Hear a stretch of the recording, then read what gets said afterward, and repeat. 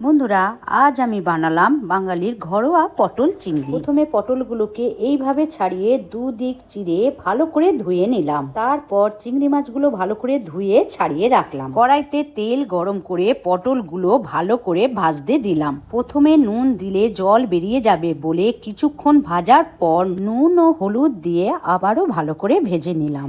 এরপর কিছুটা খোয়া ক্ষীর গ্রেট করে রাখলাম। চিংড়ি মাছগুলো সামান্য নুন দিয়ে ভেজে তুলে নিলাম। কড়াইতে আবারও একটু তেল গরম করে তেজপাতা, গোটা গরম মশলা নেড়ে তার মধ্যে পেঁয়াজ, আদা, রসুন, কাঁচা লঙ্কা পেস্টটা দিয়ে দিলাম।